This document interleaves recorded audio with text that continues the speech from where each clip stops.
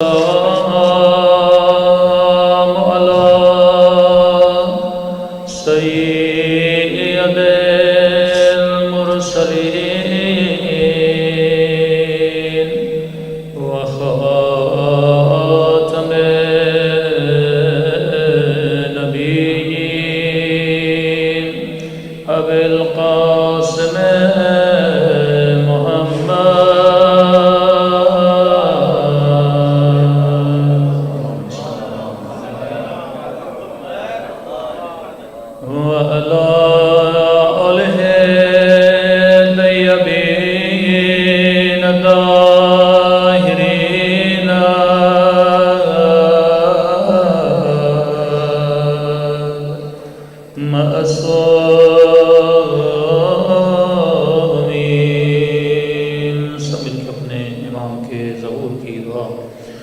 اللهم كل وليك حجة ابن الحسن صلواتك عليه وعلى آبائه في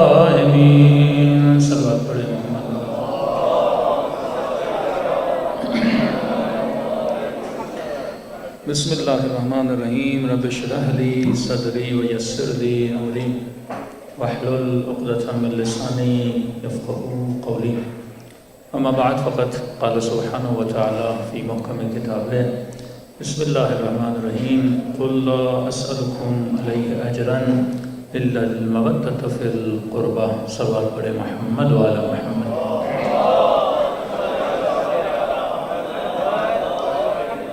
دعا ہے اس مبارک دن میں پروردگار عالم ہم سب کی عبادتوں کو اپنی بارگاہ میں قبول فرمائے اور جس مقصد زندگی کو لے کر یہ محافل یہ مجالس رکھی جاتی ہیں خدا ان مقاصد میں بھی ہم سب کو کامیابیاں کامرانیاں نصیب فرما دے۔ قرآن مجید کی بہت ہی معروف اور مشہور آیت کہ حبیب کہہ دیجئے کہ ہمیں کوئی اجر نہیں چاہیے، بس اگر کوئی چیز چاہیے تو اپنے آل کی مودت چاہیے کہ شاید کوئی غیر شیعہ آپ پر یہ سوال اٹھائے کہ آپ شیعہ لوگ اتنی محافل اور مجالس کیوں کراتے ہیں؟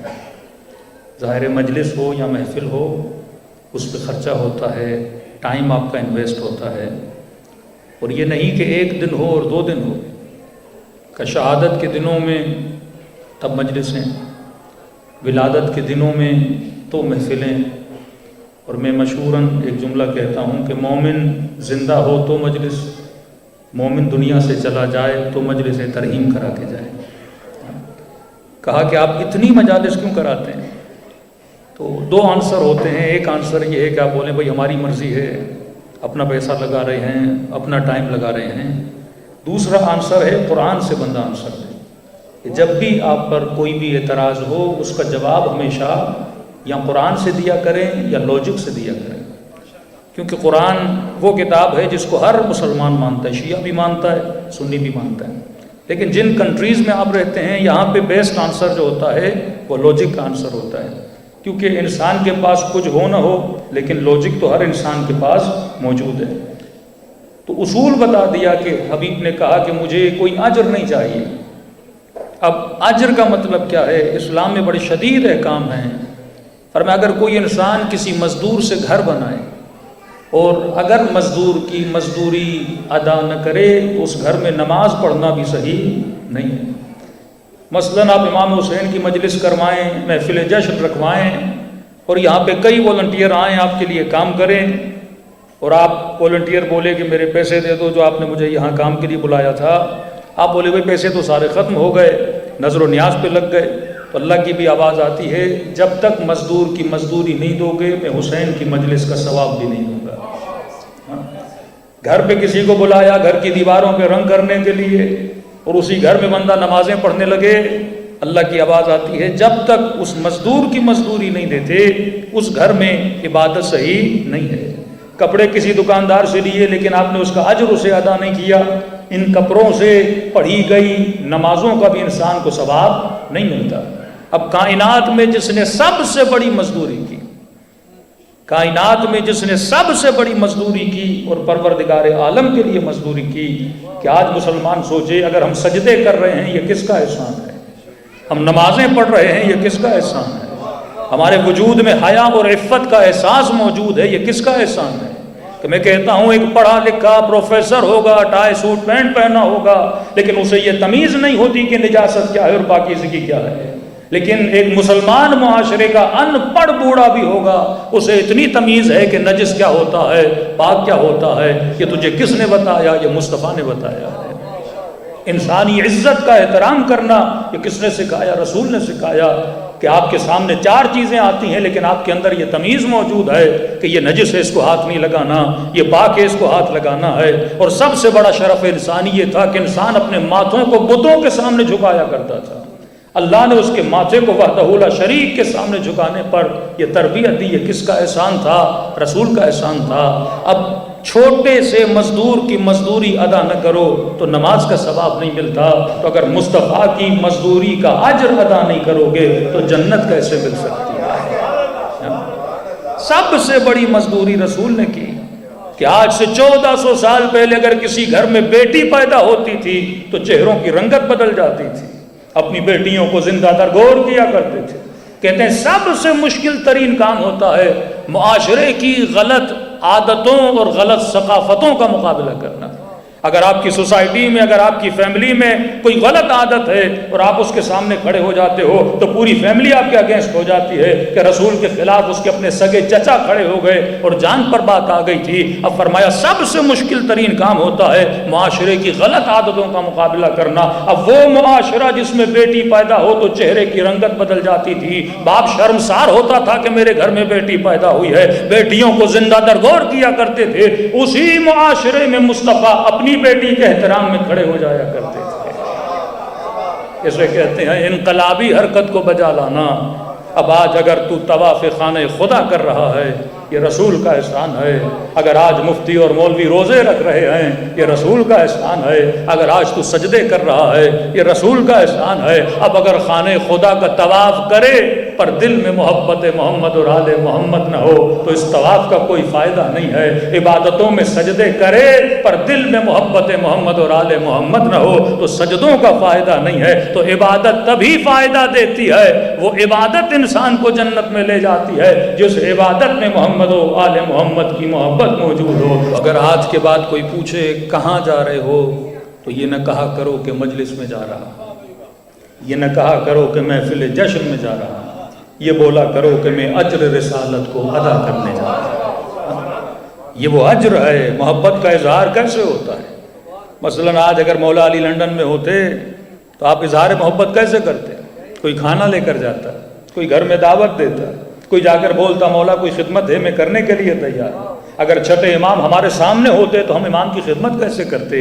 اگر والد سامنے ہو تو بندہ ہاتھوں کا بوسہ دے گا، والد کی خدمت کرے گا، لیکن اگر والد دنیا سے چلا جائے تو پھر اظہار محبت کیسے کروں گا؟ ہفتے میں ایک بار قبرستان جا کے اظہار محبت کروں گا، کوئی سورہ پڑھ کے اظہار محبت کروں گا، کربلا جا کے نیابت میں زیارت کر کے اظہار محبت کروں گا، کوئی خیر و خیرات کر کے اظہار محبت کروں گا۔ تو اگر آج میں نے پروفیٹ اور رسول سے اور اہل بیت سے اظہار محبت کرنا ہے تو کیسے اظہار محبت کروں گا؟ یہی محفل سجا کر، مومنین کو بلا کر، ان کا ذکر کر کے اجر رسالت کو ادا کروں گا کہ اگر قیامت کے دن پوچھا گیا کہ بتا تو نے اہل بیت کے لیے کیا کیا تھا، تو بولوں گا پروردگارا میں نے اپنا ٹائم بھی دیا تھا، میں نے اپنا وقت بھی دیا تھا، میں نے اپنا پیسہ بھی دیا تھا، اور دل سے اظہار محبت کا اعلان بھی کیا۔ محبت جو ہوتی ہے وہ دو طرفہ ہوتی ہے، محبت یک طرفہ نہیں ہوتی۔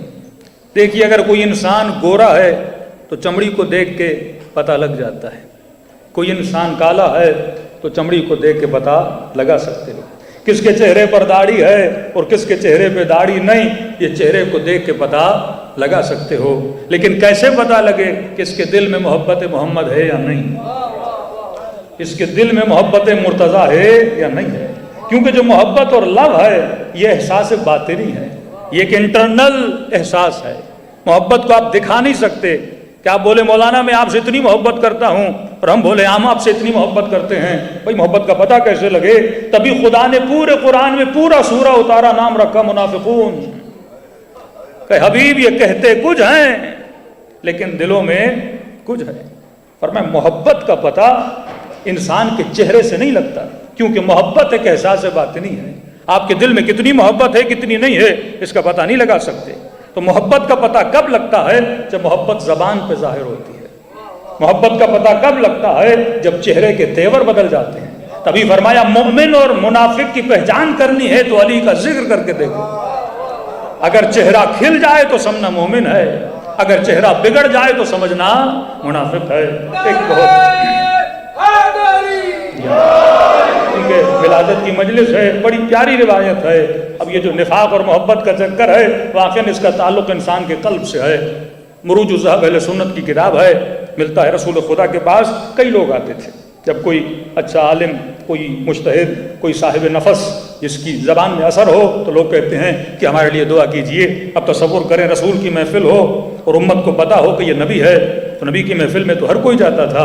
کوئی بیمار تھا، یا رسول اللہ دعا کیجئے، کوئی بے اولاد تھا، یا رسول اللہ دعا کیجئے، کوئی قرض دار تھا، یا رسول اللہ دعا کیجئے۔ یہ سارے آتے تھے نبی کی محفل میں۔ اب اصحاب بھی بیٹھے تھے، امتی بھی آتے تھے۔ روایت کے بڑے عجیب جملے ہیں۔ فرمایا نبی جب بھی دعا کرتے تھے، دعا کرنے کا انداز ایک ہوتا تھا، ہاتھوں کو دعا کے لیے بلند کرتے تھے اور فرماتے تھے اللہم ارحم علی فلان بحق علی، اے خدا فلاں پر رحم کر علی کے صدقے میں۔ اب ظاہر ہے سلمان اگر سنے تو خوشی ہو، میثم اگر سنے تو خوشی ہو، ابو ذر اگر سنے تو خوشی ہو، لیکن کچھ ایسے تھے جن کو زبانوں سے تو علی اچھا لگتا تھا لیکن اندر سے علی اچھا نہیں لگتا تھا۔ اب یہ آپس میں کہنے لگے یہ کیسے انصاف کی بات ہے؟ یہ آج کل انسانوں میں بڑی ایکوالٹی کی بات ہوتی ہے نا، مرد اور عورت مختلف چیزیں، تو وہ بھی کہتے تھے بھائی معاملہ ایکول ہونا چاہیے۔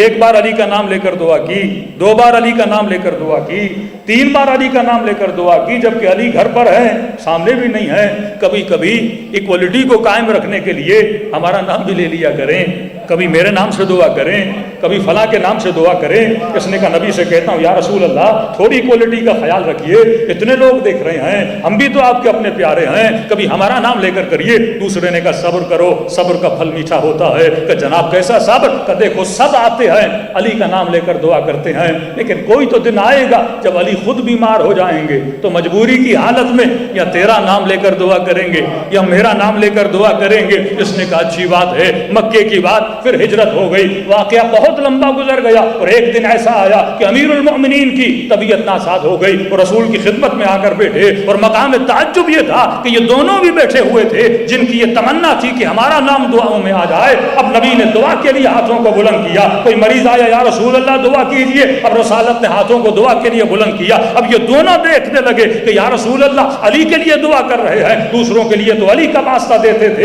اب جب علی خود دعا کے لیے آئے ہیں تو یقیناً یا میرا میرا نام لے کر دعا کریں گے یا تیرا نام لے کر دعا کریں گے. اب رسول نے دعا کے لیے ہاتھوں کو بلند کیا, بڑے عجیب انداز میں دعا کی, فرمایا اللہم ارحم علی علی بحق علی, اے خدا علی پر رحم کر علی کے صدقے. اللہم ارحم علی علی بحق علی, اے خدا علی پر رحم کر علی کے صدقے میں نے کہا نا محبت اور نفاق کا تعلق دل سے ہوتا ہے. اب ایسی کھلبلی مچی ان کے وجود میں, اب یہ ناچار ہوتے ہوئے بول پڑے کہ یا رسول اللہ یہ کیسے انصاف کی بات ہے, جب کوئی اور آتا ہے علی کا نام لیتے ہیں, آج علی آئے ہیں پھر بھی علی کا نام لیا ہے. یہ سننا تھا. رسالت کے چہرے پہ آثار جلا نمایاں ہوئے. کہنے لگے مسلمانوں تم علی کی بات کرتے ہو, جب میں نبی اپنے لیے دعا کرتا ہوں تو پھر بھی خدا کو علی کا واسطہ دے کر دعا کرتا ہوں.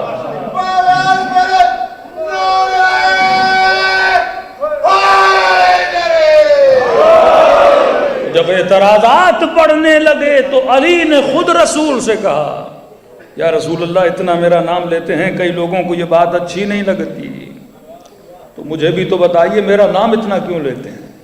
اور میں علی جب دعا کے لیے ہاتھوں کو اٹھاتا ہوں, دیکھتا ہوں کہ میرے بعد کائنات میں خدا کو سب سے زیادہ محبوب کون ہے, تو علی تیرے علاوہ مجھے کوئی نظر آتا ہی نہیں ہے. لہذا شیعہ بھی جب دعا کرتے ہیں تو پوری کائنات میں ایک نگاہ دوڑاتے ہیں, کون ہے جو عزیز خدا ہے, کون ہے جو محبوب خدا ہے. تو لہٰذا محمد اور آل محمد کے علاوہ کچھ نظر نہیں آتا, تو انہی کے صدقے میں دعائیں آسمان تک جاتی ہیں. تبھی میرے چھٹے امام کی روایت ہے کہ مومن جب بھی دعا کرو تو شروع اور آخر میں صلوات پڑھا کرو. یہ صلوات تو پر ہے جو تمہاری دعاؤں کو عرش الہی تک لے کر جاتے ہیں. پہلا ہدف مجلس اہل بیت کہ بپا کرنے کا یہ ہے کہ ہم اجر رسالت کو ادا کرنے آتے ہیں. آج اگر سروں پہ چادر ہے, آج اگر مسلمان ہیں, آج اگر حلال و حرام کی تمیز ہے, آج اگر صفائی کا کانسیپٹ ہے, واللہ آپ دیکھیں جتنی صفائی مسلمانوں میں ہے, اب ظاہری طور پہ کئی چیزیں اچھی لگتی ہیں لیکن اندر سے بھی تو بندہ اچھا ہونا چاہیے. یہ صفائی کا کانسیپٹ, یہ طہارت کا کانسیپٹ جو رسول نے آپ کو دیا ہے یہ کسی امت میں نہیں ہے. یہ احسان رسالت ہے اور اس احسان کا بدلہ یہ ہے کہ ان کی آل سے کیا کی جائے, محبت کی جائے. تو یہ مجلس اظہار محبت ہے, یہ محفل اظہار محبت ہے. اور جب محبت ہوتی ہے, کسی کو تکلیف آئے, جب میرے بیٹے کو تکلیف آتی ہے میری آنکھوں سے آنسو بہتے ہیں, جب میرے بیٹے کو کامیابی ملتی ہے تو مجھے خوشی ملتی ہے. تو کیسے شیعہ کو خوشی نہ ہو جب علی کو ذوالفقار مل رہی تھی, جب مولا کا لقب مل رہا تھا, جب حسنین جیسے بچے مل رہے تھے, جب سیدہ جیسی بیوی سے شادی ہو رہی ہے, تو بھائی اظہار خوشی ہوتا ہے اور اظہار غم ہوتا ہے. بیٹے کو تکلیف ہو تو آنکھوں سے آنسو آتے ہیں, محبت ہے تبھی آنسو آتے ہیں. اور اگر حسین سے محبت ہو, حسین کو تکلیف ہو تو کیسے آنسو نہ بہے, سیدہ کو تکلیف ہو تو کیسے آنسو نہ بہیں, رسول کو تکلیف ہو تو کیسے آنسو نہ بہیں. تو یہ جو آنسو بہاتے ہیں یہ بھی اظہار محبت ہے, یہ جو ماتم کرتے ہیں یہ بھی اظہار محبت ہے, یہ جشن و نظر و نیاز جو کرتے ہیں یہ سارا اظہار محبت ہے. لیکن عرض کیا کہ محبت دو طرفہ ہوتی ہے. اگر میں ان سے محبت کر رہا ہوں تو ان کو بھی مجھ سے محبت ہونی چاہیے. ہم نے کبھی یہ دیکھنے کی کوشش کی کہ واقعاً چھٹے امام کو مجھ سے کتنی محبت ہے, امیر المومنین کو مجھ سے کتنی محبت ہے, امام زمانہ کو مجھ سے کتنی محبت ہے. میری ماں بہن نے یہ کوشش کی کہ جناب سیدہ کو مجھ سے کتنی محبت ہے. ایک مرتبہ میں صرف بولوں کہ مجھے آپ سے محبت ہے, لیکن یہ کوشش بھی نہ کروں کہ واقعاً اسے بھی مجھے محبت ہے کہ نہیں. اپنے والد کو بولوں کہ بابا آپ سے بڑا پیار ہے, لیکن کبھی اپنے والد سے یہ نہ پوچھوں کہ بابا میں بھی آپ کو اچھا لگتا ہوں کہ نہیں, میرے کسی کام سے آپ کو تکلیف ہوتی ہے کہ نہیں. شوہر بیوی کو بولے آپ سے بڑی محبت ہے, بیوی شوہر کو بولے آپ سے بڑی محبت ہے, لیکن کبھی پوچھے نا کہ واقعا تجھے بھی مجھ سے محبت ہے کہ نہیں. یہ محبت دو طرفہ ہے. جب تک دونوں راضی نہ ہوں تب تک محبت کمال تک نہیں پہنچتی. جب تک دونوں رضایتیں نہ ہوں, اور یہ کمال اگر دیکھنا ہے تو آپ کو خیبر میں نظر آتا ہے, آپ کو خندق میں نظر آتا ہے کہ کہا کہ کل علم اسے دوں گا جو اللہ سے محبت کرتا ہوگا, اللہ اس سے محبت کرتا ہوگا. سب کو پتا تھا کہ ہم تو اللہ سے محبت کرتے ہیں, پر یہ کسی کو پتا نہیں تھا کہ اللہ بھی ہم سے محبت کرتا ہے کہ نہیں کرتا. یہ کمال اہل بیت کی ذات میں پایا جاتا ہے کہ جو اللہ سے محبت کرتے ہیں اللہ بھی ان سے محبت کرتا ہے. تو مجلس کا مقصد یہ ہے کہ مومن یہ تو بتائے کہ مولا میں آپ سے محبت کرتا ہوں, پر یہ کیسے پتا چلے کہ وہ بھی ہم سے محبت کرتے ہیں کہ نہیں ہے. یہ اہل بیت کی زندگی سے پتا چلتا ہے. ایک آدھا واقعہ کیونکہ وقت میں اتنی گنجائش نہیں ہے, کچھ عرائض بھی پیش کرنے ہیں. امام کا ایک صحابی ہے یونس, امام نے کہا یونس ایک میرا جاننے والا منا اہل البیت آ رہا ہے، اس کے لیے رہائش کا بندوبست کرو۔ عبداللہ ابن عیسیٰ فرمایا میرا ایک صحابی آ رہا ہے، اس کے لیے رہائش کا بندوبست کرو، اور منا اہل البیت میں سے ہے، ہم اہل بیت میں سے ہے۔ کہتے میں نے کمرہ سجایا، سارا بندوبست کیا۔ چھٹے امام کے صحابی کہتے ہیں اور جب وہ شخص آیا تو میں نے اسے پوچھا کہ آپ کہاں سے ہیں؟ فرمایا میں قم سے آیا ہوں۔ کہا کہ آپ سید ہیں؟ کہا نہیں۔ بنو ہاشم؟ کہا نہیں۔ امام سے کوئی نسبت؟ کہا نہیں۔ پریشان ہوا، اور جیسے امام اس سے ملنے کے لیے آئے تو امام جس کے اندر کو ریڈ کر چکے تھے، امام نے کہا کہ یونس اتنے پریشان کیوں ہو؟ کہ مولا آپ نے جو کہا کہ کوئی آ رہا ہے جو منا اہل البیت، مولا یہ سید نہیں، یہ بنو ہاشم نہیں، اس کی کوئی خونی نسبت نہیں، حسبن نسبن آپ سے نہیں ملتا، مولا آپ نے اسے کیسے کہہ دیا کہ یہ منا اہل البیت ہے؟ امام نے فرمایا واللہ خدا کی قسم ہے، اس کا روح بھی اس کا جسم بھی منا اہل البیت ہے۔ منا اہل البیت بننے کے لیے ضروری نہیں کہ خونی نسبت ہو، منا اہل البیت بننے کے لیے ضروری ہے کہ بندہ سلمان صفت بنے، بندہ حبیب صفت بنے۔ لوگوں نے اعتراض کیا مولا سلمان فارسی سید نہیں لیکن آپ کیوں کہتے ہیں منا اہل البیت ہے؟ فرمایا جب جب تو سلمان کو دیکھے گا تجھے تب تب علی کی یاد آئے گی، جس کو دیکھ کے اہل بیت کی یاد آئے گی۔ بنی امیہ کی نسل میں سے ایک شخص میرے امام سے ملنے لگا، پوتا تھا، یہاں پڑھ پوتا تھا، اور آ کر کہا کہ مولا یہ زیارت عاشورہ جو ہم پڑھتے ہیں کہ خدایا بنو امیہ اور ان کی نسلوں پہ کیا کر، لعنت کر۔ اب کہنے لگا کہ مولا میں آپ کا چاہنے والا ہوں، اب میرا کیا قصور کہ میرے دادا اور پردادا جو تھے وہ دشمن اہل بیت تھے، مولا اب یہ لعنت جو بھیجی جاتی ہے یہ میرے اوپر بھی آ رہی ہے کیونکہ میں تو آپ کا چاہنے والا ہوں۔ اب کسی کا دادا اگر دشمن تھا اہل بیت کا، جیسے یزید کے بیٹے کے لیے آپ پڑھتے ہیں، ہارون کے بیٹے کے لیے پڑھتے ہیں قاسم، یہ سارے محبت، یعنی قاسم کا یہ مقام کہ بیٹا ہارون کا ہے لیکن اس کی نماز جنازہ امام موسیٰ قاسم پڑھانے جا رہے ہیں۔ یہ بھی کہنے لگا کہ مولا میرے دادا پردادا دشمن اہل بیت تھے لیکن میں تو آپ کا چاہنے والا ہوں، مولا یہ جو زیارتیں پڑھتے ہیں اس میں پوری نسل پر آل بنو امیہ پہ لعنت ہے۔ امام فرماتے ہیں آل سے مراد صرف نسل نہیں ہے، آل سے مراد وہ صفات رکھنے والے ہیں جو یزیدی صفات ہیں۔ اب ہو سکتا ہے دنیا میں کوئی ظالم ہو، کوئی فاجر ہو، اور قیامت میں خدا کہے کہ یہ یزید کی نسل والا ہے اور کہے کہ پروردگارہ میں کہاں اور یزید کہاں، تو اللہ کی آواز آئے گی یہاں نسل کی بات نہیں ہے، آل سے مراد صفت کی بات ہے۔ جس کے اندر یزیدی صفت ہے وہ آل یزید میں شمار ہے، اور جس کے اندر محمد اور آل محمد کی صفات پائی جاتی ہیں وہ منا اہل البیت میں شمار ہو جاتا ہے۔ سب پہلی چیز جو محمد اور آل محمد کی زندگی میں نظر آتی ہے وہ ان کی محبت تھی اپنے شیعوں سے، بے تحاشا محبت کرتے تھے اپنے ماننے والوں سے۔ کہ ایک شخص آیا جس کا لقب بھی کہتے ہیں سجاد تھا، اس نے اتنے سجدے کیے تھے اس کا لقب پڑ گیا تھا میرے چوتھے امام کی طرح سجاد۔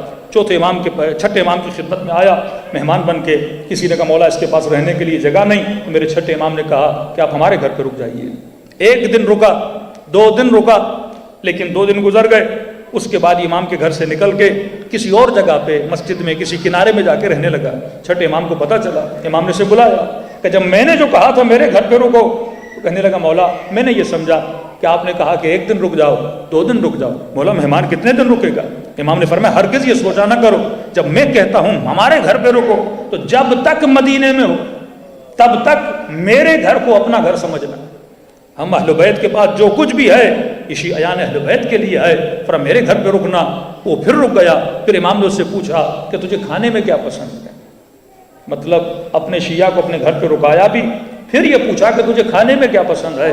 کہنے لگا مولا رات کو میں دودھ کے ساتھ روٹی کھاتا ہوں۔ اب امام کا صحابی یونس کہتا ہے امام کے پاس کوئی ایسا حیوان نہیں تھا جس سے دودھ نکالا جائے، خاص امام نے پیسے دیے کہ ایک بکری لے کر آؤ جسے میں دودھ نکالوں اور اپنے چاہنے والے شیعہ اس دودھ سے کیا کرے، تناول کرے۔ اس قدر اپنے شیعوں سے محبت کرتے تھے۔ دوسرا امام کا صحابی ہے، اب دیکھیے محبت 2 طرفہ ہے۔ امام کے پاس آیا، کہنے لگا مولا میں بیمار ہو چکا ہوں، اب ڈاکٹر نے یہ بولا ہے پیٹ میں شدید درد ہے، حکیم نے یہ کہا ہے کہ اگر درد ختم کرنا چاہتے ہو تو شراب کا 1 گھونٹ پی لو، تمہارا درد کیا ہو جائے گا، ختم ہو جائے گا۔ مولا آپ کیا فرماتے ہیں؟ امام نے فرمایا اللہ نے حرام میں شفا نہیں رکھی ہے، ہم پسند نہیں کرتے، تو حرام پی۔ اب یہ دوبارہ بیچارہ گھر گیا اور بچوں نے مجبور کیا، کبھی کبھی اولاد، کبھی کبھی بیوی انسان کو مجبور کر دیتی ہے، کہ اتنا شدید درد ہوا، اب بچوں نے کہا پی لو شفا مل جائے گی، پی لو درد ختم ہو جائے گا۔ حکیم نے کہا ہے کہ شراب پیو، اس بیچارے نے بھی ایک گھونٹ شراب کا پی لیا۔ اب پینے کے بعد اگلے دن امام کے پاس آیا، کہنے لگا مولا بڑا شرمندہ ہوں، بچوں نے مجبور کیا، درد سے تڑپ رہا تھا، مجبوراً ایک چمچ میرے منہ میں ڈال دیا، لیکن مولا آپ نے کہا تھا کہ حرام میں کیا نہیں ہے، شفا نہیں ہے، لیکن مولا عجیب ہے کہ جیسے وہ چمچ، جیسے وہ شراب کا گھونٹ میرے پیٹ میں گیا، میرا درد تو ختم ہو گیا۔ مولا آپ نے کہا حرام میں شفا نہیں ہے، لیکن میں نے شراب کا ایک گھونٹ پیا، شدید ترین درد تھا میرے پیٹ میں، وہ ختم ہو گیا۔ اب امام محبت بھی کرتے تھے، پھر اپنے شیعوں کو سمجھاتے بھی تھے۔ امام نے فرمایا جو درد کا ختم ہونا ہے یہ شیطان کا وسوسہ ہے، فرمایا وہ حرام میں شفا دلانے کا وسوسہ کرتا ہے، اس نے تجھے یہ فیل کروایا کہ تمہارا درد ختم ہو گیا۔ اور امام نے فرمایا شیطان تب تک وسوسہ کرتا ہے جب تک تو اس کی بات کو سنتا ہے، اگر تو شیطان کے سامنے ضد کرے وہ اپنے وسوسے کو چھوڑ دے گا۔ یہ کہتا میں نے امام کی بات کو سنا، دوسری بار گھر گیا، درد اپنی شدت کے عالم پہ پہنچا، اتنا پین میرے پیٹ میں ہوا، بچے ضد کرنے لگے کہ شراب کا گھونٹ پیو، میں نے کہا نہیں، میرے مولا نے کہا ہے کہ شراب نہیں پینی، اور یہ شیطان ہے جو مجھے مجبور کر رہا ہے۔ کہتے درد شدتوں پر آ گیا، لیکن میں نے شراب کو نہیں پیا۔ اب اس کے نہ پینے کے نتیجے میں اس دن کے بعد کبھی میرے پیٹ میں تکلیف بھی نہیں ہوئی۔ یعنی اپنے شیعوں سے محبت بھی کرتے تھے، غلطی کرتے تھے پھر سمجھاتے بھی تھے۔ ایک واقعہ خاتون کا یہ ساتویں امام کے لیے ہے، امام کے پاس آتی ہے، ہم بتاتے ہیں ہمارے شیعہ کیسے ہوتے ہیں، مولا کی خدمت میں آئی، یہی مسئلہ تھا، حکمت کا مسئلہ تھا، بیمار ہو گئی، امام نے کہا نہیں ہم پسند نہیں کرتے کہ تو حرام پی۔ تو اس نے کہا ٹھیک ہے مولا، مر جاؤں گی لیکن کبھی حرام کی طرف ہاتھ نہیں بڑھاؤں گی۔ تو امام نے کہا اتنی محبت ہے مجھ سے، اس قدر ہم سے محبت اور لگاؤ ہے۔ تو کہتے ہیں مولا کے سفرے پر سیب یا انار پڑا ہوا تھا، اس خاتون نے وہ سیب اٹھایا، چھری سے سیب کے 2 ٹکڑے کیے۔ اب تصور کریں، امیجن کریں کہ سیب ایک ہی درخت کا، ایک ہی سیب ہے، اور سیب ایک ایسا فروٹ ہے جو حلال ہے، اس نے اس فروٹ کو 2 ہاف کیے، 2 حصے کیے، اور ایک حصہ اس ہاتھ پہ رکھا، ایک حصہ اس ہاتھ پہ رکھا، اور امام نے کہا کتنی مجھ سے محبت کرتی ہو، سیب کے 2 ٹکڑے کیے اور ایک ساتھ، مولا اگر کہو گے آدھا کھاؤ حلال ہے کھاؤں گی، اور آدھا نہ کھاؤ حرام ہے نہیں کھاؤں گی، کبھی یہ بھی نہیں پوچھوں گی کہ مولا سیب تو ایک تھا، آدھا حلال کیسے ہوا، آدھا حرام کیسے ہوا۔ امام نے کہا ایسے ہوتے ہیں ہمارے شیعہ، جب اس مقام پہ آ جاتے ہیں تو پھر منا اہل البیت بننے کو تیار ہو جاتے ہیں۔ صلوات پڑھے۔ دوسری چیز جو سب سے اہم ہے، امام اپنے شیعوں کو بلاتے تھے، چھٹے امام، سب سے زیادہ جو میرے امام نے محنت کی ہے وہ اپنے زمانے میں اپنے شیعوں کے تھاٹس اور نظریات اور عقیدوں پہ محنت کی ہے۔ آج سب سے بڑا خطرہ آپ کی نسلوں کو عقیدوں کا خطرہ ہے، اور سب سے زیادہ امام نے جو لیکچرز دیے تو عقائد پہ لیکچر دیے۔ آپ اچھا لباس اپنے بچے کے لیے خرید لو گے، اچھا اسکول اپنی نسلوں کے لیے بنا دو گے، لیکن اچھا عقیدہ اسے سکھانا یہ پوری زندگی کا ایک راستہ اس کے لیے بناتا ہے، پوری زندگی کی ایک سرات بناتا ہے۔ اگر عقیدہ نہ بچا سکو تو اپنے بچے کی آخرت نہیں بچا پاؤ گے۔ بہت اچھا ایجوکیٹڈ اسے بنا دو، بی اے کر لے، ایم اے کر لے، ماسٹرز کر لے، پروفیسر بن جائے، لیکن اگر اس کا عقیدہ بگڑا ہوا ہو۔ آج سب سے زیادہ، پہلے جو غلامی تھی وہ زنجیروں کی غلامی تھی، کسی کو غلام بنانا تھا تو اس کے ہاتھوں میں زنجیریں ڈال کے اسے کھینچا جاتا تھا۔ آج جو غلامی ہے جسے ماڈرن سلیوری بولا جاتا ہے، وہ غلامی فکر کی غلامی ہے، اور فکر کی غلامی بڑی سینسیٹیو ہے۔ ایک نقطے پہ غور کیجئے گا، اتنی محنتوں کا بدلہ اللہ نے کیا مانگا؟ محبت محمد اور آل محمد، بلکہ محبت میں کہوں مودت محمد اور آل محمد۔ کبھی سوچا ہم سے پیسہ کیوں نہیں مانگا؟ کبھی سوچا ہم سے خون کیوں نہیں مانگا؟ یہ کیوں کہا کہ ساری محنتوں کا بدلہ، مطلب رسول کی محنت 1,00,000 پروفٹس کی محنت ہے، اور اس محنت کا ایک ہی اجر ہے کہ کیا کرو؟ محبت کرو۔ محبت کا مطلب اپنے بچوں، اپنی نسلوں کے دلوں میں محبت محمد اور آل محمد ڈالو۔ اب اس وقت جو وار ہے، جو جنگ ہے، وہ جنگ یہی ہے کہ آپ یہ چاہتے ہو کہ میرے بچے کے دل میں محبت محمد اور آل محمد جائے، دشمن یہ چاہتا ہے کہ آپ کے بچوں کے دلوں میں محبت دنیا یا محبت شیطان چلی جائے، کیونکہ سب سے زیادہ جو گریوٹی اگر کسی چیز میں موجود ہے وہ محبت میں موجود ہے۔ محبت ہے جو ہم سے سب کچھ کرواتی ہے، محبت ہے جو محنت کرواتی ہے، محبت ہے جو کام کرواتی ہے، محبت ہے جو انسان کو کئی اچیومنٹس تک پہنچاتی ہے۔ اب آپ کا بچہ امیر المومنین سے قریب نہیں ہو سکتا جب تک اس کے دل میں محبت امیر المومنین نہیں ہے. آپ کی نسلیں یہ خاتون جناب سیدہ کے قریب نہیں ہو سکتی جب تک جناب سیدہ کی جس سے آپ محبت کرتے ہو اسے رول ماڈل بناتے ہو، جس سے آپ محبت کرتے ہو اسے کاپی کرتے ہو. ایک لفظ شریعت میں استعمال ہوتا ہے سنت کا یا مستحب کا یا مکروہ کا. سنت کا مطلب رسول ایسے کرتے تھے میں ایسے کروں، رسول ایسے کپڑے پہنتے تھے میں ایسے پہنوں، رسول کی شکل ایسی تھی میں ایسے بناؤں. جس کو آپ محبت کرتے ہو نا اس سے آپ کاپی کرنا شروع کر دیں. جب تک آپ انسپائر نہیں ہوگے کسی سے تب تک آپ کاپی نہیں کرو گے. آج میرا بچہ کس سے انسپائر ہے؟ اسپائڈر مین سے انسپائر ہے، بیٹ مین سے انسپائر ہے. آج کی سنتیں کون بناتا ہے؟ پہلے زمانے میں محبت رسول سے تھی تو یہاں تک بھی تھا کہ رسول کی داڑھی ایسی تھی، رسول کے کپڑے ایسے تھے، رسول کا کھانا ایسا تھا، رسول ایسے بیٹھتے تھے، رسول ایسے وضو کرتے تھے. جب میں اس سے محبت کرتا ہوں تو میں 100% اسے کاپی کرنا چاہتا ہوں. سیدہ سے محبت ہے تو ایچ اینڈ ایوری تھنگ سیدہ کو کاپی کرنے لگتی تھی خواتین کہ سیدہ نماز ایسے پڑھتی تھی، سیدہ حجاب ایسے کرتی تھی، سیدہ بات ایسے کرتی تھی. جب محبت ہوتی ہے تو گریوٹی پیدا ہوتی ہے، جب محبت ہوتی ہے تو آپ اسے کاپی کرنا چاہتے ہو. اب آج کی سنتیں کون بناتا ہے؟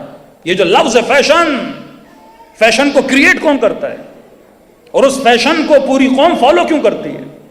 یہ بڑا سینسیٹیو ٹاپک ہے. سب سے پہلے شیطان آپ کے دل میں، آپ کی نسلوں کے دلوں میں باطل کی محبت ڈالتا ہے. جب باطل کی محبت آ گئی دین آپ اس کو فالو کرتے ہو. جب باطل کی محبت آ گئی دین فیشن کریٹ ہوتا ہے. اب فیشن کا کریٹر کون ہے؟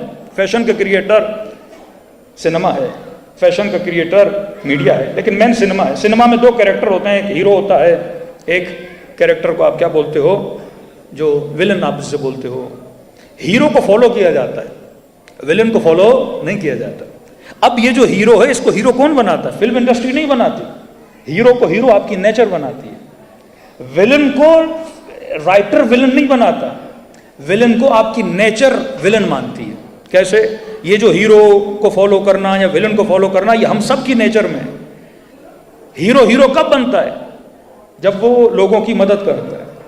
آج تک کسی فلم میں ایسا ہیرو دیکھا جو کنجوس ہو؟ آج تک کسی فلم میں ایسا ہیرو دیکھا جو ڈرپوک ہو؟ اسپائڈر مین وہ ہوگا جو بہادر ہوگا، بیٹ مین وہ ہوگا جو بہادر ہوگا، جو سیکریفائی کرے گا، جو لوگوں کے لیے جائے گا، لوگوں کی مدد کرے گا. وہ مالی مدد ہو، وہ کسی کی عزت بتائے گا. مطلب جتنی پازیٹیو ہیبٹس ہیں وہ اس ہیرو میں ڈالی جاتی ہیں. اور ولن کون ہوتا ہے؟ جو عزت کو لوٹتا ہے. ولن کون ہوتا ہے؟ جو شہر کو تباہ کرتا ہے. ولن کون ہوتا ہے؟ جو لوگوں کو نقصان پہنچاتا ہے. مطلب جتنی بیڈ ہیبٹس ہیں وہ ولن کے اندر آ جاتی ہیں. یزید بھی ہے، یزید ولن ہے کیونکہ اس کے اندر ساری بیڈ ہیبٹس ہیں. امام حسین ہیرو ہے کیونکہ اس کے اندر ساری گڈ ہیبٹس پائی جاتی ہیں. اب حسین سے محبت کرنا یہ فطرت کا تقاضا ہے، یزید سے نفرت کرنا یہ فطرت کا تقاضا ہے. سائیکولوجیکلی انہوں نے انسان کی سائیکولوجی کو ریڈ کر لیا کہ انسان کسے پسند کرتا ہے اور کسے ناپسند کرتا ہے. بڑی ایزلی آپ کے بچے فالو کرتے. اب آپ لاکھ اپنے بچے کو کہو کہ بیٹا اسپائڈر مین برا ہے، کہے گا نہیں بابا یہ تو لوگوں کی مدد کر رہا ہے. آپ لاکھ بولو کہ بیٹ مین برا ہے، کہے گا نہیں یہ تو لوگوں کی کیا کر رہا ہے؟ مدد کر رہا ہے. لیکن وہ جو اس نے کیریکٹر بنایا وہ امیجنیشن میں ایک فیک کیریکٹر ہے. بیٹ مین ایک ریئل کیریکٹر نہیں ہے، اسپائڈر مین ایک ریئل کیریکٹر نہیں ہے، کیونکہ ان کے پاس ریئل کیریکٹر نہیں تھے. انہوں نے فیک کیریکٹر بنا کے اور فیک کیریکٹر کے ذریعے پوری مارکیٹنگ کی دنیا بنا دی اور اسی کے ذریعے سے انہوں نے فیشن کو کریٹ کیا. فرمایا تم شیعہ شکر خدا کرو کہ تمہارے خدا نے پروردگار عالم نے تمہیں ریئل کیریکٹر دیے ہوئے ہیں. آپ کو اپنے بچے کو فیک کیریکٹر دینے کی ضرورت نہیں ہے کیونکہ آپ کے پاس علی کی صورت میں ریئل کیریکٹر موجود ہے، حسین کی صورت میں ریئل کیریکٹر موجود ہے، سیدہ کی صورت میں ریئل کیریکٹر موجود ہے. اب جب اس کیریکٹر سے آپ محبت کرتے ہو کہ پاکستان میں ایک ریٹائر فوجی نے مجھے کہا کہ قبلہ آپ ممبر پہ علی بن ابی طالب کے اتنے فضائل کیوں پڑھتے ہو؟ میں نے کہا بھائی یہ مسئلہ شیعہ سنی کا نہیں ہے، یہ مسئلہ نیچر کا ہے. نیچر مجھے مجبور کرتی ہے کہ میں علی کے پیچھے لگوں، میں علی کی فضیلت پڑھوں. کہ مجھے سمجھ نہیں آئی. میں نے کہا فوجی ہو، آرمی کے بندے ہو کہاں؟ میں نے کہا سولجر کا کام کیا ہوتا ہے؟ کہ سولجر کا کام ہوتا ہے اپنے ملک کی حدود کا دفاع کرنا، اپنی کنٹری کا دفاع کرنا، یہ سولجر کا کام ہے. میں نے کہا اب جنگ ہو جائے، 4-5 سولجر کھڑے ہوں اور دشمن حملہ کرے، کچھ بھاگ جائیں، ایک کھڑا رہے، ملک کا دفاع کرتا رہے. اور میں نے کہا جو بھاگ جائیں گے ان سے محبت کرو گے؟ کہ نہیں، دنیا کی کوئی بھی فوج ہو بھگوڑوں سے محبت نہیں کرتی، جو کھڑا رہے اس سے محبت کی جاتی ہے. اور پاکستان میں ہو تو نشان حیدر بھی ملتا ہے. تو میں نے کہا جواب خود بھی دے رہے ہو، پھر پوچھ رہے ہو کہ شیعہ علی کو محبت کیوں کرتے ہیں؟ کیونکہ علی بہادر ہے. بریو بندہ جو ہوتا ہے. جلدی جلدی سے کوشچن کر رہا ہوں, پورے مجمع سے میں کوشچن کروں گا, آپ سب کا آنسر ایک ہوگا. وہ مائیں ہوں, بہنیں ہوں, بچے ہوں, بڑے ہوں, آپ کسی بچے سے پوچھ لو کہ بیٹا سخی اچھا لگتا ہے یا کنجوس؟ یہ کس اسکول میں آپ نے پڑھا کہ سخی اچھا ہوتا ہے؟ کس ایجوکیشن سسٹم نے آپ کو بتایا کہ سخی اچھا ہوتا ہے؟ یہ وہ ایجوکیشن سسٹم تھا جو خدا نے آپ کو پڑھایا ہوا ہے. بائی بورن, بائی برتھ آپ سب کو پتا ہے سخی اچھا ہوتا ہے. فلسطین کا مسئلہ ہوا, سب سے بڑا جلوس لندن میں نکلا, اس میں سب سے زیادہ انگریز تھے. سوال یہ ہے انگریز کیوں نکل رہے ہیں؟ کیونکہ فطرت کا مسئلہ ہے. فطرت کبھی ظالم کو پسند نہیں کرتی. سخی سے ہر بندہ محبت کرتا ہے. تبھی امیر المومنین نے فرماتے ہیں کہ سخی علی کو بھی اچھا لگتا ہے, اور فرمایا کنجوس نہ علی کو اچھا لگتا ہے نہ بیوی کو اچھا لگتا ہے. کنجوس کے, اب آپ خود کنجوس ہوگے لیکن کہو گے دنیا میرے لیے کیا کرے, سخاوت کرے. یہ نیچر کا مسئلہ ہے. تو یہ جتنی فلم انڈسٹری بنائی جاتی ہے یہ according to the nature create کیے جاتے ہیں. اب اگر کوئی کیریکٹر ہیرو بنا وہ آپ کو اچھا لگے گا. جب آپ کو اچھا لگے گا اس کی محبت آپ کے دل میں آئے گی. جب محبت دل میں آئے گی دین آپ اس کو کیا کرو گے, کاپی کرنا شروع ہو جاؤ گے. اس جیسے کپڑے پہنو گے, اس جیسا ہیئر اسٹائل بناؤ گے, سب کچھ کرو گے. یہاں پہ مین نقطہ جو میرے چھٹے امام فرماتے ہیں محبت کرنا, محبت نہ کرنا یہ فطری تقاضا ہے. اچھے کو دیکھو گے محبت کرو گے, خوبصورت چہرہ دیکھو گے محبت کرو گے, حسین آواز سنو گے محبت کرو گے, حسین منظر دیکھو گے محبت کرو گے. دیکھیے آپ کی فطرت میں خدا نے کیا رکھا ہے, نظم رکھا ہے. آنکھ اپنی جگہ پہ, کان اپنی جگہ پہ, بال اپنے حساب سے نکلتے ہیں, ہر چیز ایک نظم کے تحت چلتی ہے. کھانا کھاتے ہو پراپر ایک نظم کے ساتھ ہضم ہوتا ہے. مطلب خدا نے باڈی میں کیا رکھا ہے, ایک نظم رکھا ہے, ایک مینجمنٹ رکھی ہے. تو جب انسان کی باڈی میں مینجمنٹ ہے تو جہاں مینجمنٹ ہوتی ہے آپ کو وہ چیز اچھی لگتی ہے. جس کنٹری میں مینجمنٹ ہو وہ جگہ اچھی لگے گی. جس گھر میں جاؤ گے, کمرے میں جاؤ گے, ہر چیز اپنی جگہ پہ پڑی ہوگی, ویل سیٹلڈ ہوگی, تو آپ کو کیا لگے گی, اچھی لگے گی. تو یہ جو آپ کو اچھا لگ رہا ہے کہ آپ کی فطرت کا تقاضا ہے. جہاں نظم ہوتا ہے, جہاں ترتیب ہوتی ہے, جہاں مینجمنٹ ہوتی ہے, آپ کو وہ چیز کیا لگتی ہے, اچھی لگتی ہے. تو فرمایا فطرت کی طرف رجوع کرو. سائیکولوجیکلی, ماڈرن سائیکولوجیکلی انہوں نے انسان کو ریڈ کیا کہ انسان کو کیا اچھا لگتا ہے, کیا برا لگتا ہے. لہذا اب یہاں پہ اہل بیت نے فرمایا محبت کرنے سے کوئی تجھے روک نہیں سکتا. اچھی چیز دیکھو گے محبت کرو گے, اچھی کنٹری دیکھو گے محبت کرو گے, اچھا منظر دیکھو گے محبت کرو گے. کیونکہ ہر پرفیکٹ چیز سے انسان محبت کرتا ہے. جہاں پہ پرفیکشن پائی جاتی ہے وہاں پہ محبت ہوتی ہے, وہاں پہ عشق ہوتا ہے. ہر چیز جو آپ کو اچھی لگتی ہے آپ اس سے محبت کرنے لگتے ہو. فرمایا ایک چیز کا خیال کرنا, کبھی بھی ایسی چیز سے محبت نہ کرنا جس میں فنا ہو. یہ چیز دیکھنا, تجھے اچھی تو لگ رہی ہے لیکن اس میں بقا ہے یا فنا ہے. بقا کے عاشق بنو. ایسی چیز سے محبت کرو جس کی ابتدا بھی نور ہو, جس کی انتہا بھی نور ہو. یا دوسرا جملہ کہا محبت کرو تو عاقلانہ محبت کرو, جذباتی محبت نہ کرو, ایموشنل محبت نہ کرو. کیونکہ ایموشنز کچھ ٹائم تک ہوتے ہیں اور کچھ ٹائم کے بعد چلے جاتے ہیں. لیکن عقل سے محبت کرو, 2+2 کیا کرو کہ جس سے محبت کر رہا ہوں واقعی یہ ریئل محبت ہے یا فیک محبت ہے. فرمایا شیطان فیک چیزوں کو بناتا ہے, اللہ ریئل چیزوں کو بناتا ہے. ایسی چیز سے محبت کرو جو تجھے دنیا میں بھی فائدہ دے, جو تجھے آخرت میں بھی فائدہ دے. صلوات پڑھے محمد و آل محمد پر.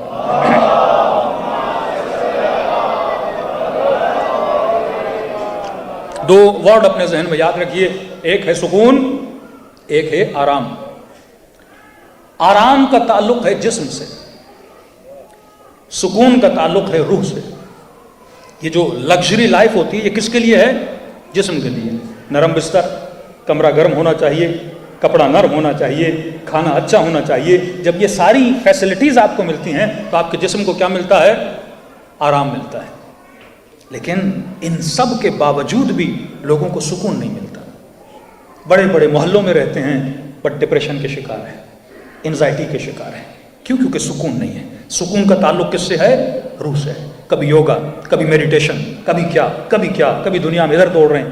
امریکہ کی ایک بہت بڑی ایکٹریس تھی, اس نے کیا کیا, خودکشی کر لی. اور جب لیٹر لکھا کہتی ہے دنیا کی دولت ملی, شہرت ملی, سب کچھ ملا لیکن مجھے سکون نہیں ملا. آخر میں نے یہ سوچا کہ مر جاؤں, شاید موت کے بعد مجھے کیا ملے, سکون ملے. اور یہ نعمت خدا ہے کہ اللہ نے آپ کو آرام بھی دیا ہے اور اللہ نے آپ کو سکون بھی دیا ہے. جنت میں کیا, جنت کس چیز کا نام ہے؟ ہمارے اکثر لوگ سمجھتے مولانا جنت کا مطلب حور, جنت کا مطلب باغات. جنت مطلب ایک بہت بڑا سوئمنگ پول ہوگا جس کے اندر دودھ کی نہریں، جس کے اندر شہد کی نہریں، اور پتہ نہیں 280 اور پتہ نہیں 300 اور 400 حوریں ہمارے ارد گرد گھومتی رہیں گی۔ اب اسی چکر میں بندہ لگا ہوا ہے کہ جنت کا مطلب حوریں ہیں۔ تو ایک نوجوان لڑکا تھا، تو اس نے کہا کہ مولانا جنت یہی ہے، دودھ، ہنی، حوریں، خوبصورت لڑکیاں، کہ یہ جنت ہے؟ تو کہا یہ جنت تو دنیا میں کئی کافر لے سکتے ہیں۔ کہتے میں نے ایک شہزادہ پڑھا، کوئی سعودی عرب کا کوئی بڑا امیر آدمی تھا، جس نے پورا جزیرہ لیا، اس جزیرے میں اگر کوئی مدعا ایک بہت بڑا سوئمنگ پول بنا ہے، اس میں دودھ بھر دے، دوسرے میں ہنی لا دے، اور دنیا کی حسین ترین خواتین کو لا کے وہاں جمع کر دے، کہ اس کی جنت تو یہی ہو گئی، وہ یہی جنت میں ہونا ہے۔ میں نے کہا جنت حور کا نام نہیں ہے، جنت پیس آف مائنڈ کا نام ہے، جنت سکون کا نام ہے۔ ایک مرتبہ بڑے سے بڑے محل میں بندہ بیٹھتا ہے پر فوبیا کا شکار ہے، انزائٹی کا مریض ہے، کہتا ہے میرا سب کچھ لے لو لیکن مجھے سکون چاہیے۔ یہ سکون کس چیز میں ہے؟ محبت سکون دیتی بھی ہے، سکون تباہ بھی کرتی ہے۔ بے تحاشا بیٹی سے محبت ہے، کل بیٹی راہ حق سے ہٹ گئی، آپ کا سکون ختم۔ بیٹے سے محبت ہے، کس نے دین اسلام کو چھوڑ دیا، سکون تباہ۔ بیوی سے محبت ہے، کل آپ کو چھوڑ کے چلی جائے، آپ کا سکون کیا ہو گیا؟ تباہ برباد ہو گیا۔ کا سکون محبت میں ہے۔ رونگ محبت کرو گے سکون تباہ ہو جائے گا۔ امام حسن کی بیوی نے امام حسن کو زہر دیا، مولا کا سکون ختم نہیں ہوا، تبھی فرمایا یا اولاد یہ دنیا، قرآن کہتا ہے فتنہ ہے۔ فتنہ یہ کب بنتا ہے؟ جب ایکسٹرا آرڈنری اپنی نسلوں سے محبت کرتے ہو، اللہ سے زیادہ محبت کرنے لگتے ہو، جب اللہ کو چھوڑ کر دنیا کی محبتوں میں زیادہ سیکریفائی کرنے لگتے ہو، اور جب یہ محبتیں تجھ سے جدا ہوتی ہیں تو تجھے کیا ہوتا ہے؟ بے سکونی میں چلا جاتا ہے۔ کل ایک بندے کا انٹرویو پڑھا تھا، کہتا میں نے 2 دفعہ سوسائڈ کیا کیونکہ میری بیوی مجھے چھوڑ کے چلی گئی، میرا بچہ بھی لے کے چلی گئی، کہ میں نے 2 ٹائم سوسائڈ کیا۔ لیکن اگر بہت خدا سے ہوتی تو دنیا کے سارے رشتے بھی انسان کو چھوڑ کے چلے جائیں، لیکن انسان کا دل کبھی بھی بے سکون نہیں ہوتا۔ سکون محبت میں ہے۔ اس کی چھوٹی سی مثال دوں گا آپ کو سمجھانے کے لیے۔ اکثر لوگ جب کربلا جاتے ہیں تو کہتے ہیں مولانا کربلا مومن کی جنت ہے۔ میں نے کہا بھائی کربلا میں حوریں ہیں، کربلا میں شہد کی نہریں ہیں، کربلا میں دودھ ہے، کربلا میں باغات ہے، کیا ہے کربلا میں؟ جو جنت تم نے بنائی ہے اس جنت میں حور و غلما اور دودھ کی نہریں اور سب کچھ ہے، بٹ کربلا میں تو کچھ بھی نہیں۔ 40 پہ بندہ گیا اور کربلا میں پہنچتے پہنچتے پاؤں میں چھالے پڑ گئے، گھٹنوں میں درد ہو گیا، وجود پسینے سے شل ہو گیا، تھکا ہوا ٹوٹا ہوا۔ میں نے کہا یہ کیسی جنت ہے جس میں پاؤں میں چھالے پڑ رہے ہیں؟ یہ کیسی جنت ہے جہاں گرمی ہے؟ یہ کیسی جنت ہے کبھی شدید سردی ہے؟ یہ کیسی جنت ہے جہاں پہ اتنا پیدل چلنا پڑتا اور تکلیفیں ہیں؟ کہ مولانا صحیح کہہ رہے ہیں، لیکن ان ساری تکلیفوں کے بعد جب بین الحرمین میں بندہ پہنچتا ہے، نگاہ حسین کے روزے پہ پڑتی ہے تو سکون ملتا ہے۔ مطلب جنت نام ہے سکون کا۔ میں نے کہا 1 منٹ کے لیے ٹھہر جا، مجھے یہ بتا یہ سکون تجھے کس چیز سے ملا؟ کیا حسین کے گنبد سے ملا، مولا کی زری سے ملا، بین الحرمین کے صحن سے ملا؟ کہاں سے تجھے سکون ملا؟ اگر چاندی میں سکون ہوتا اور گولڈ میں سکون ہوتا تو یہ گولڈ تو یہاں کی مارکیٹوں میں بھی ہے، اسے دیکھ کے سکون کیوں نہیں مل رہا؟ اگر چاندی میں سکون ہے تو چاندی تو مختلف شہروں میں ملتی، اسے دیکھ کے سکون۔ اگر ٹائل میں سکون ہے، اگر کربلا کے حرم میں سکون ہے تو یہاں کی مسجدوں میں جاؤ، وہ سکون تجھے ملتا ہے کہ نہیں ملتا؟ سکون ٹائل میں نہیں، گولڈ میں نہیں، سکون ہے حسین کی محبت میں۔ اگر حرم حسین میں سکون ہوتا تو وہابی کو بھی ملنا چاہیے، اگر گنبد حسین میں سکون ہوتا تو اس فاسق کو بھی ملنا چاہیے۔ پھر یہ لوگ امام کے گنبد کو گرانا کیوں چاہتے ہیں؟ یہ دشمنیاں کیوں ہیں؟ سکون اس چیز سے ملتا ہے جس سے تو کیا کرتا ہے؟ محبت کرتا ہے۔ اب خدا نخواستہ کسی کو پاؤنڈ سے، کسی کو ڈالر سے محبت ہو جائے گی اور ڈالر سامنے ہوں گے تو اسے کیا ملے گا؟ سکون ملے گا. دنیا کے کسی بڑے گھر سے محبت ہو جائے, کسی لگژری گھر سے محبت ہو جائے, اس گھر کو دیکھے گا تو کیا ملے گا؟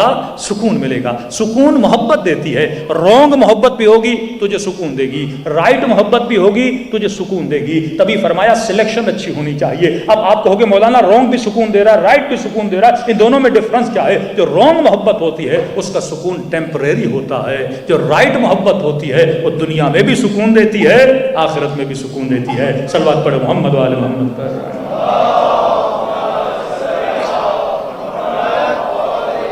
وَأَجِّلْ فَرْجَ. بہت جلدی سے بتاتا جا رہا ہوں. اب امام نے ایک ترتیب بتائی جو آپ اپنے بچوں کو, اپنی نسلوں کو سمجھا سکتے ہو کہ جس سے ہماری زندگی آباد ہو سکتی ہے. آج جتنا جھگڑا ہے مسلمانوں میں, ان جھگڑوں کا ریزن کیا ہے؟ اہل بیت علیہ الصلوۃ والسلام کی زندگی کے 3 سائڈز ہیں. مطلب ایک آدمی کو آپ آگے سے دیکھتے ہو, پیچھے سے دیکھتے ہو, سائڈ سے دیکھتے ہو, 3 اینگل ہیں اہل بیت کی زندگی کے. فرسٹ اینگل جو ان کی زندگی کا ہے وہ کیا ہے کہ اہل بیت کپڑے کیسے پہنتے تھے, اہل بیت کھانا کیا کھاتے تھے, اہل بیت کی داڑھی کیسی تھی, اہل بیت کا امامہ کیسا تھا, اہل بیت کے گھر کیسے تھے. یہ ایک اینگل ہے. بیویاں کتنی تھیں, بچے کتنے تھے, یہ ہمارے ممبر سے, اور یہ تینوں اینگل ہمارے ممبر سے ڈسکس ہوتے ہیں. بٹ میں نے یہ دیکھنا ہے کہ کون سا اینگل اہل بیت کی زندگی کا پریکٹیکلی میری زندگی میں میرے کام آ سکتا ہے. رسول کی سواری کیا تھی؟ خچر تھی, گھوڑا تھا, اونٹ تھا. ایک یہ اینگل ہے. رسول کپڑے کون پہنتے تھے؟ عربستان میں دشداشہ پہنتے تھے, جبہ پہنتے تھے. رسول کی داڑھی کتنی تھی؟ بھائی اتنی تھی. زلفیں کتنی تھی؟ اتنی بڑی تھی. کھانا کیا کھاتے تھے؟ یا رسول یہ کھاتے تھے. ایک یہ اینگل. دوسرا اینگل اہل بیت کی زندگی کا کہ اہل بیت علیہ الصلوۃ والسلام کے فرامین کیا ہیں, جن کو ہم بولتے ہیں, ان کی زندگی گزارنے کے رولز کیا ہیں.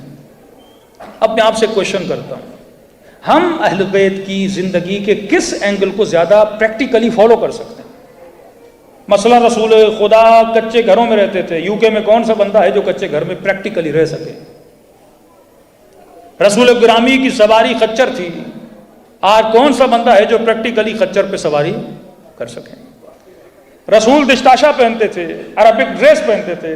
اس مجمع میں کتنے لوگ ہیں جنہوں نے عربک ڈریس پہنا ہوا ہے؟ کوئی مولوی کہے کہ بھائی یہ نہ کرو کیونکہ رسول نے نہیں کیا, یہ نہ کرو کیونکہ رسول نے نہیں کیا. اب بندہ کہے کہ یا رسول اللہ آپ نے کبھی برگر کھایا کہ نہیں, رسول نے کبھی بریانی کھائی کہ نہیں, رسول نے کبھی نہاری کھائی کہ نہیں. اب کہ کیونکہ رسول نے نہیں کھائی لہذا یہ کیا ہے؟ حرام ہے. کیونکہ رسول نے نہیں کیا لہذا کیا ہے؟ حرام ہے. کیونکہ امیر المومنین نے نہیں کیا لہذا یہ کیا ہے؟ حرام ہے. واقعاً یہ سوچ مسلمانوں میں موجود ہے. ایک ایسے اینگل کو فالو کرتے ہیں جو 100% پریکٹیکل نہیں ہے. کیا کھاتے تھے, کیا پیتے تھے, رہن سہن کیسا تھا, ایک یہ اینگل ہے. دوسرا اینگل یہ ہے کہ اہل بیت کی زندگی گزارنے کے اصول کیا تھے. اصول کو ہر سوسائٹی میں رہتے ہوئے آپ کیا کر سکتے ہو؟ فالو کر سکتے ہو. ہم نے اصول دیکھنا ہے. اب یا رسول اللہ آپ نے بریانی کھائی کہ نہیں کھائی, اب رسول اگر کھانوں کے نام لیں گے تو کتنے زیادہ کھانے ہو جائیں گے. کبھی نہیں بتایا کہ کیا کھانا ہے. نبی نے کیا بتا دیا؟ اصول بتا دیا. یا رسول اللہ کیا کھاؤں؟ اصول, رول بتایا. فرمایا جو بھی کھاؤ یہ دیکھا کرو حلال ہے کہ نہیں ہے. حلال ہونا چاہیے, طیب ہونا چاہیے, طاہر ہونا چاہیے. یہ 3 صفات ہونی چاہیے کھانے میں. اب بندہ چائنا میں رہے, بندہ امریکہ میں رہے, بندہ یو کے میں رہے, بندہ یورپ میں رہے, اب میں نے یہ نہیں دیکھنا نبی نے بریانی کھائی تھی کہ نہیں. میرے سامنے بریانی ہے, میں نے یہ دیکھنا ہے بریانی حلال ہے کہ نہیں ہے, طیب ہے کہ نہیں ہے, طاہر ہے کہ نہیں ہے. اگر تینوں صفات پائی جاتی ہیں میں اس کو کھانے کے لیے کیا ہو جاؤں گا؟ تیار ہو جاؤں گا. حلال کہتے ہیں مطلب صحیح حلال حیوان ہونا چاہیے, ذبیحہ صحیح ہونا چاہیے. طاہر کا مطلب نجس نہیں ہونا چاہیے, اس میں بلڈ نہیں ہونا چاہیے. طیب کا مطلب کیا ہے؟ اتنا بڑا سینسٹیو ہے طیب. ایک خاتون ہے رسول کے پاس, یا رسول اللہ میں کماتی ہوں. اس زمانے میں بھی کچھ خواتین جاب کرتی تھی. یا رسول اللہ میری جاب ہے, میرے گھر میں کوئی کمانے والا نہیں ہے. کہا ٹھیک ہے کوئی مسئلہ نہیں. یا رسول اللہ میری کمائی حلال ہے یا حرام ہے؟ کہا کرتی کیا ہو؟ کہا بازار میں جا کے کچھ چیزیں بیچتی ہوں. حلال ہے حرام ہے؟ نبی نے فرمایا جب نماز کا وقت ہوتا ہے کہ اپنے کاروبار کو بند کرتی ہو؟ کہ یا رسول اللہ اتنے گاہک ہوتے ہیں, نماز تو پڑھتی ہوں لیکن بعد میں پڑھتی ہوں. تو فرمایا تمہاری کمائی حلال تو ہے, طاہر تو ہے, پر طیب نہیں ہے. کہ بندہ بزنس اور جاب کرتے وقت جب اللہ کا بلاوا آئے جا بھی سکے، مطلب پاسبلٹی ہو جانے کے لیے، لیکن بندہ نہ جائے تو وہ دو کنڈیشن تو ہوتی ہیں، تیسری کنڈیشن نہیں ہے۔ دوسرا سوال، یا رسول اللہ میں لباس کون سا پہنوں؟ اکثر خواتین، اکثر جوان سوال کرتے ہیں کہ بھائی اس زمانے کے کپڑے تو ہم نہیں پہن سکتے، کہ آپ کو بعض روایت ملتی ہیں سفید کپڑا پہننا مستحب ہے۔ سفید یہ مستحب اور مکروہ، اس پہ زیادہ زور نہ دیا کریں۔ مستحب اکارڈنگ ٹو دا سوسائٹی ہوتا ہے، مکروہ بھی اکارڈنگ ٹو دا سوسائٹی ہوتا ہے۔ عرب وہ کنٹری تھی جو سب سے زیادہ ہاٹ اور سب سے زیادہ گرم کنٹری تھی، 50 ڈگری تک گرمی ہوتی تھی۔ اب ظاہر 50 ڈگری میں سائنٹیفکلی پروف ہے جو سفید کپڑا ہوتا ہے وہ گرمی کو اپنے وجود میں جذب نہیں کرتا۔ بلیک کپڑا اس سوسائٹی میں مکروہ تھا کیونکہ وہ گرمی کو اپنی طرف کیا کرتا تھا؟ کھینچتا تھا۔ تو اکارڈنگ دیٹ سوسائٹی بنایا مستحب ہے، مکروہ ہے۔ تو مستحبات اور مکروہات سوسائٹی کے اکارڈنگ ہوتے ہیں۔ اب فرمایا یا رسول اللہ لباس کون سا پہنوں؟ اب مختلف سوسائٹی میں ہم رہتے ہیں، نبی نے کیا بتایا؟ اصول بتایا۔ فرمایا لباس وہ پہنو جو لباس حیا ہو، صفت بتا دی۔ لباس وہ پہنو جو لباس عفت ہو۔ اب مرد ہو یا عورت ہو، میں کوئی بھی لباس پہن سکتا ہوں۔ آپ نے پینٹ شرٹ پہنی ہے، میں نے عربک ڈریس پہنا ہوا ہے، مختلف کلچر کے مختلف لباس ہوتے ہیں، افغانی ڈریس ہے، چائنیز ڈریس ہے، ہر ڈریس بندہ پہن سکتا ہے، لیکن فرمایا دو صفت دیکھا کرو کہ تمہارے لباس میں عفت ہے کہ نہیں ہے، تمہارے لباس میں حیا ہے کہ نہیں ہے۔ یا رسول اللہ لباس عفت کیا ہے؟ فرمایا لباس عفت اور لباس حیا یہ ہے کہ بندہ ایسا لباس پہنے جس میں اس کے بدن کا سائز پتہ نہ چلے۔ جناب سیدہ وصیت کر رہی ہیں، جناب فضا فرماتی ہیں کہ بی بی کی آنکھوں میں آنسو ہیں، بی بی آپ اتنی پریشان کیوں ہیں جاتے جاتے؟ فرمایا فضا عرب میں رسم ہے جب جنازوں کو اٹھایا جاتا ہے تو چارپائیوں کو اٹھایا جاتا ہے۔ فضا جب خاتون کا جنازہ چارپائی پہ ہوگا اس کے بدن کا سائز کیا ہو جاتا ہے؟ پتہ لگ جاتا ہے، لہٰذا میں نہیں چاہتی کہ میرے بدن کا سائز کسی کو پتہ لگے۔ تب جناب فضا نے کہا بی بی حبش میں عورتوں کو تابوت میں ڈالا جاتا ہے۔ فرمایا ایسی خوشی سیدہ کے چہرے پر آئی کہ ابھی علی کو کہو کہ میرے لیے کیا بنائے؟ تابوت بنا دے۔ ایسا لباس نہ مرد پہنے نہ عورت پہنے جس میں انسان کی باڈی کا پتہ لگے۔ تبھی فرمایا یہ پانی کا گلاس بھی آپ پیتے ہو نا، اسے آپ عبادت بنا سکتے ہو، پگڑی لگا تو عبادت بنا سکتے ہو، کپڑے پہن تو عبادت بنا سکتے ہو، جو بھی کرو وہ عبادت بن سکتا ہے اگر انسان اللہ کے لیے کرے۔ میں اس طرح بھی پانی پی سکتا ہوں لیکن کہوں پانی پی رہا ہوں قربتاً اللہ۔ آپ کہیں گے مولانا پانی سے اللہ کا قرب کا تعلق کیا ہے؟ نیت اگر اچھی ہونی چاہیے، خدا پانی پی رہا ہوں تاکہ باڈی میں طاقت آئے، جب طاقت آئے گی عبادت کروں گا، دین راہ خدا میں محنت کروں گا، بچوں بیوی کے لیے حلال کی کمائی کماؤں گا، لہٰذا پانی پینا کیا ہو گیا؟ عبادت ہو گیا۔ اسی طرح لباس پہنے، پروردگار لباس پہن رہا ہوں، لباس حیا پہن رہا ہوں جس سے انسان کے بدن کا پتہ نہ لگے۔ دوسرا لباس اتنا باریک نہیں ہونا چاہیے جس سے انسان کا بدن نظر آئے۔ اب اکثر لوگ باڈی بلڈنگ کے لیے جاتے ہیں، میں نے کسی جوان سے کہا، میں نے کہا باڈی بلڈنگ تو کر رہے ہو لیکن لمبی شرٹس پہنا کرو، اچھے کھلے ڈھلے کپڑے پہنا کرو۔ کہ مولانا پھر باڈی بلڈنگ کا فائدہ کیا؟ ہم تو کرتے اسی لیے تاکہ ڈولے شولے نظر آئیں۔ تو مطلب یہ جتنی ایکسرسائز کر رہا ہے یہ دنیا کے لیے کر رہا ہے، اپنے بدن کی اور باڈی کی صحت بنانے کے لیے نہیں کر رہا۔ یہاں نیت بدلی وہ کام خراب ہو گیا، لیکن نیت یہ کی کہ صحت مند بدن ہوگا تو صحت مند روح ہوگی اور عبادت میں مزہ آئے گا۔ بندہ کتنا بھی نیک ہو اگر بیمار ہوگا عبادت میں مزہ نہیں آئے گا، نماز میں مزہ نہیں آئے گا۔ صحیح صحت مند بدن ہوگا عبادت میں بھی کیا ملے گا؟ لطف ملے گا۔ صلوات پڑھے محمد وآل محمد پر۔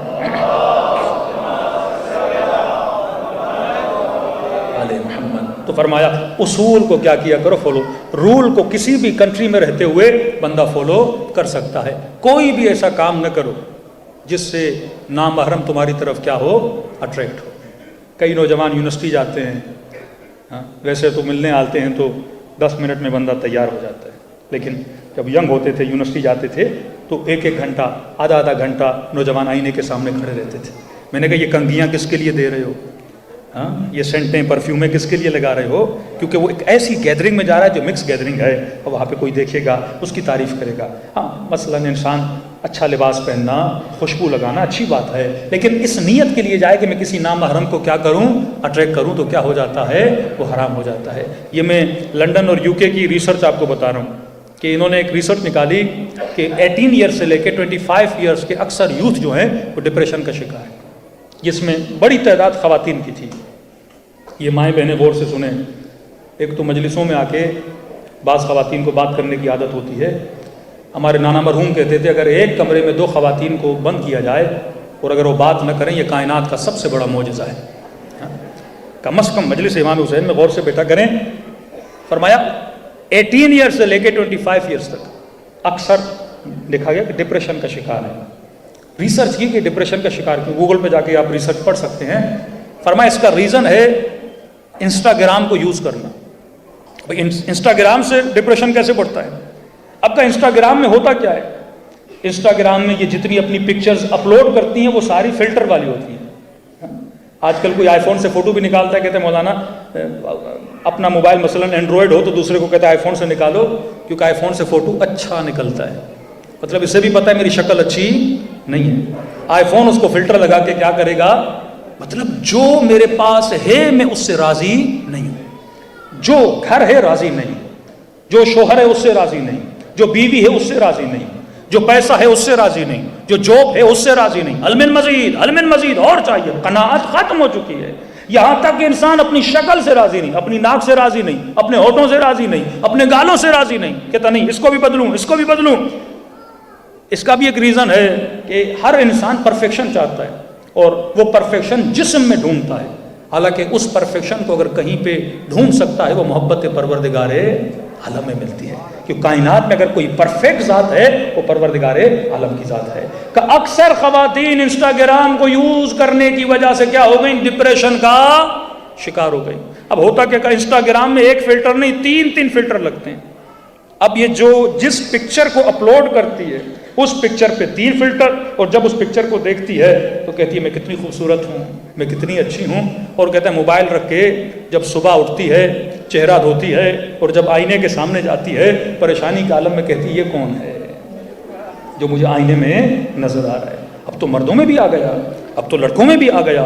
مطلب اپنی شکل سے پھر ڈپریشن میں چلی جاتی ہیں، پھر مختلف بیوٹی کے آپریشنز کی طرف جاتی ہیں تاکہ یہ اپنے وجود سے کیا ہو جائیں؟ سیٹسفائی ہو جائیں. اصل سیٹسفیکیشن جو انسان کو ملتی ہے وہ محبت پروردگار عالم میں ملتی ہے اور قناعت میں ملتی ہے. فرمایا لوگوں کے بڑے گھروں کو دیکھ کر اپنی چھوٹی جھوپڑیوں کو تباہ و برباد نہ کیا کرو. زندگی کو اللہ کے اصولوں کے مطابق بتائے ہوئے اصول، میں نے صرف 2 اصول بتائے ہیں، ہر اصول پہ عمل کرو گے تو زندگی میں کیا آئے گا؟ سکون آ جائے گا. واللہ آپ کے گھروں میں بیماریاں نہیں ہوں گی اگر اہل بیت کے بتائے ہوئے سفرے ہمارے گھروں میں ہوں. ہم نام تو علی کا لیتے ہیں لیکن سفروں پہ یزیدی چیزیں پڑی رہتی ہیں. تو بھائی شفا کیسے ملے گی جب میں نے مولا علی کی بات کو نہیں سنا؟ کھانا کتنا کھانا ہے یہ مولا نے بتایا ہے، رات کو کیسے سونا ہے یہ مولا نے بتایا ہے، صبح چلنا کیسے ہے، سونا کیسے ہے، کھانا کیسے ہے، یہ ہر چیز امیر المؤمنین علیہ الصلوۃ والسلام نے ہمیں بتا دی ہے. لیکن ہم اس چیز کو فالو نہیں کرتے تو زندگیوں میں سکون بھی نہیں آتا. وقت تمام ہو گیا ہے. جشن کی مجلس سے ایک چھوٹا سا لطیفہ بھی آپ کو سنا دوں.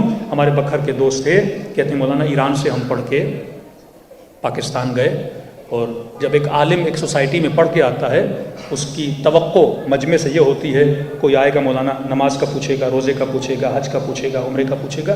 لیکن کہتے ہیں مولانا جس گاؤں پہ گئے تو اکثر خواتین آتی تھیں، مولوی صاحب میرا شوہر کے ساتھ جھگڑا ہے، میرا ساس کے ساتھ جھگڑا ہے، لہٰذا مجھے کیا دیجئے؟ تعویذ دیجئے تاکہ مسئلے حل ہو جائیں. اب کہتا میں پریشان، میں نے دین کا علم پڑھا، کوئی تعویذوں کا علم تو نہیں پڑھا ہے.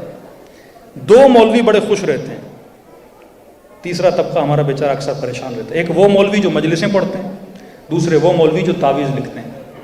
ان دونوں کا الحمدللہ روزگار بڑا اچھا رہتا ہے. اب کہتا ہے میں دونوں میں نہیں تھا. میں نے کہا نہ ایران میں کسی نے مجھے تعویذ لکھنا سکھایا، نہ کوئی اتنی تقریر میں اچھی کرتا تھا. میں نے کہا خاتون تعویذ واویز نہیں، گھر میں مسئلہ کیا ہے؟ کہ یہ مسئلہ ہے. کہتا ہے میں لاکھ نصیحتیں کرتا، کہتے نہیں مولوی صاحب تم لگتا ہے پڑھے لکھے نہیں ہو. اب کہتا ہے مجھے چھٹے امام کی حدیث یاد ہے، کلم الناس بقدر عقولہم، لوگوں سے اتنی بات کرو جتنی لوگوں کی عقل ہے.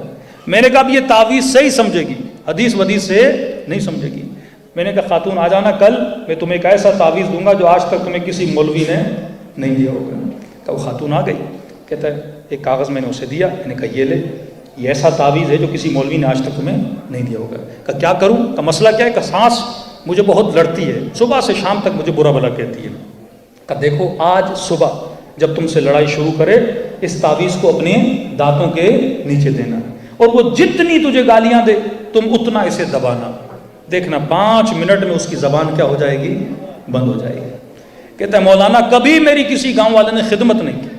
اگلے دن دیکھا یہ میرے لیے ساگ لے کر آئی، مکھن لے کر آئی، دودھ اور لسی لے کر آئی. میں نے کہا کیا ہوا؟ کہ مولوی صاحب ایسا تعویذ دیا 5 منٹ میں اس بڈھی خاتون کا منہ کیا ہو گیا؟ بند ہو گیا. میں نے کہا ادھر بیٹھ، اسے بٹھایا، میں نے کہا تعویذ ہے؟ کہا وہ تو ہمیشہ ساتھ رکھتی ہوں، جیسے جھگڑا ہو دانتوں کے نیچے اور دے دنا دن دبانا شروع کر دیتی ہوں اور میرا مسئلہ وہیں پہ کیا ہو جاتا ہے، حل ہو جاتا ہے۔ میں نے کہا ذرا تعویذ نکال، اس نے نکالا، میں نے کہا کھول، اس نے کھولا، کیا دیکھا؟ اندر کچھ بھی نہیں تھا۔ غصہ ہوئی، مولوی صاحب میری انسلٹ کر رہے ہو، تم نے خالی کاغذ دیا ہے۔ کہا اسے چھوڑ، یہ بتا اثر ہوا کہ نہیں ہوا؟ کہ اثر تو ہوا۔ کہ یہ کاغذ کا اثر نہیں تھا، چھٹے امام کے فرمان کا اثر تھا۔ کہ کیا فرمان تھا؟ کہ مولا فرماتے ہیں جب بھی جھگڑا ہو جائے تو مد مقابل جب گالیاں دے تو بہترین کام یہ ہے خاموشی اختیار کرو۔ کہ پہلے تمہاری سانس تم سے لڑتی تھی، وہ 2 سناتی تھی، تم 3 سناتی تھی، جھگڑے سے جھگڑا ہوتا تھا۔ بال کو جتنا اسپیڈ سے دیوار پہ مارو گے اتنی اسپیڈ سے واپس آئے گا، لیکن وہ بیچاری اب تمہیں کہتی رہی، تم کچھ اسے جواب ہی نہیں دیتی، وہ بھی بیچاری کہنے لگی میری بہو کتنی نیک ہو گئی ہے، مجھے جواب نہیں دے رہی۔ تو اگر اصول اہل بیت پہ عمل کیا جائے تو دنیا بھی آباد، آخرت بھی آباد۔ پروردگارہ بحق محمد و آل محمد ہم سب کی قلیل عبادتوں کو اپنی بارگاہ میں قبول فرما، ہم سب کے صغیرہ کبیرہ گناہ معاف فرما۔ پروردگارہ ہم سب کو سیرت اہل بیت پر چلنے کی توفیق نصیب فرما۔